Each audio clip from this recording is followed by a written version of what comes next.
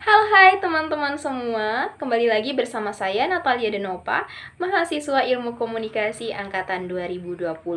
Nah, dalam kesempatan kali ini saya akan berbicara mengenai retorika. Seperti yang kita ketahui bersama bahwa retorika dan ilmu komunikasi itu erat kaitannya. Kenapa? Karena retorika adalah seni berbicara yang mempersuasi pendengarnya. Dan dalam retorika, ilmu komunikasi sangat diperlukan. Kali ini kita akan membahas 3 hal yang terdapat dalam retorika, yaitu yang pertama adalah logos, kedua pathos, dan ketiga ethos. Wah, kayaknya pembahasannya menarik ya. Udah nggak sabar dengarnya? Cus, kita dengarkan penjelasan berikutnya. Logos. Nah, apa sih arti logos? Logos dapat diartikan sebagai akal budi atau rasionalitas. Nah, akal budi dan rasionalitas inilah yang membedakan manusia dengan makhluk hidup lainnya seperti hewan ataupun tumbuhan. Karena ketika manusia memiliki akal budi atau rasionalitas, dia akan tahu membedakan apa yang etis dan tidak etis. Mereka memiliki nilai moral, tahu membedakan yang salah dan yang benar. Nah, dalam konteks modern, retorika memandang logos ini sebagai hal yang berkaitan erat dengan data dan fakta. Kenapa? Karena ketika kita beretorika, maka kita harus memiliki landasan yang kuat, tidak hanya asal bicara saja. Misalnya, saya beretorika atau berpidato terkait dengan literasi. Ketika itu, saya mengatakan bahwa angka literasi sangat rendah.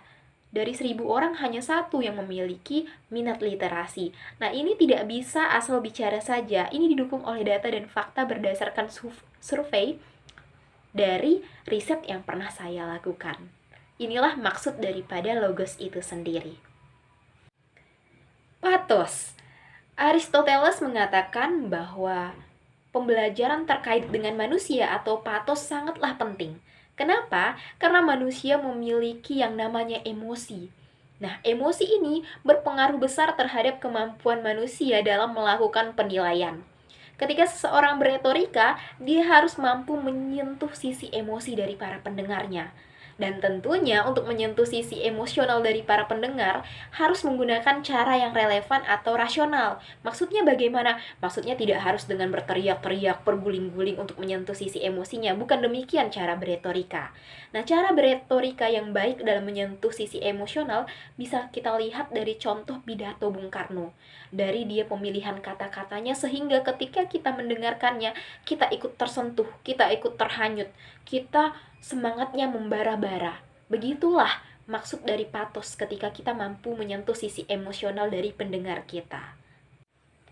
Ethos, berbicara tentang ethos ini sangat menarik sekali karena ethos berkaitan erat dengan yang namanya kredibilitas dan karakter seseorang ketika beretorika. Maksudnya apa? Kredibilitas ialah tentang bagaimana tingkat kepercayaan pendengar kepada orang yang beretorika.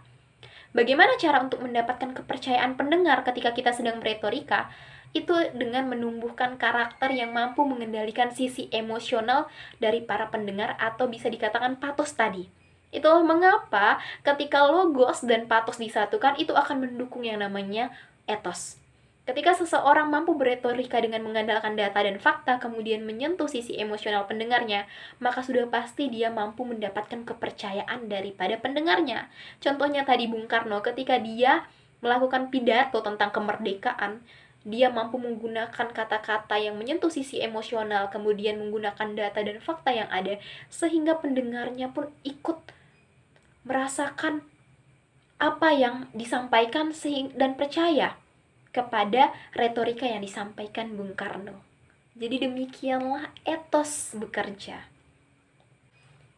Nah, teman-teman, jadi dapat kita simpulkan bahwa logos adalah segala sesuatu yang berkaitan dengan penalaran, yaitu ketika kita beretorika tidak boleh mengada-ngada dan harus masuk logika berdasarkan data dan fakta yang ada. Kemudian pathos, dia lebih menyentuh sisi afektif atau emosional kita, sehingga ikut larut dalam retorika yang disampaikan. Dan yang ketiga adalah ethos terkait dengan tingkat kepercayaan yang dihasilkan dari pathos dan logos itu sendiri. Sekian dari saya dan terima kasih.